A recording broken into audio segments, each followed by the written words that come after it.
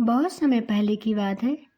एक जंगल में बहुत बड़ा और शक्तिशाली शेर रहता था। एक दिन शेर दोपहर की नींद में सो रहा था। तभी वहां से एक चूहा गुजरा और वह छोटा चूहा खेलते खेलते शेर के ऊपर चढ़ गया और उसी टाइम शेर की नींद खुल गई और वह गुस्से से दहाड़ने लगा। शेर बोला, तूने मेरी नींद क्यों खराब की है? अब मैं तुझे नहीं छोड़ूंगा, तुझे तो खा जाऊंगा। तब चूहा डर गया और बोला, महाराज कृपा कीजिए, मैं बहुत छोटा प्राणी हूँ, आपको कोई नुकसान नहीं पहुंचा सकता। अगर आप मुझे छोड़ देंगे तो एक दिन मैं आपकी मदद अवश्य करूंगा।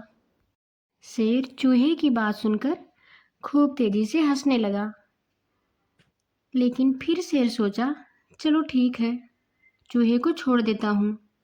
तभी कुछ समय बाद एक दिन सिंह शिकार के जाल में फंस गया।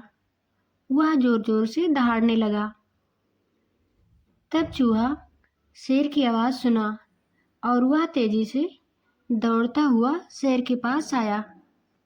चूहा शेर को देखा, उसे समझ में नहीं आ रहा था अब क्या करे। शेर बोला, चूहा भाई, किसी तरह से मेरी मदद करो, मुझे यहाँ से निकालो।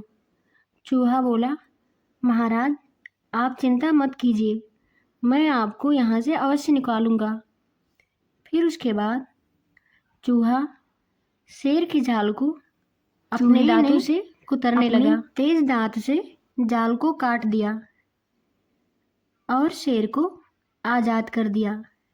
शेर बहुत खुश हुआ और वह छोटे से चूहे को धन्यवाद दिया और बोला, मेरे छोटे दोस्त, तुम तो बहुत वफादार निकले।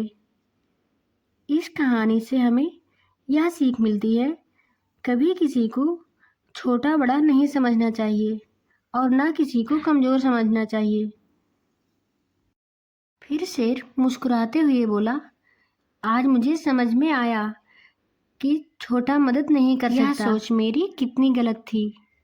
धन्यवाद मेरे दोस्त।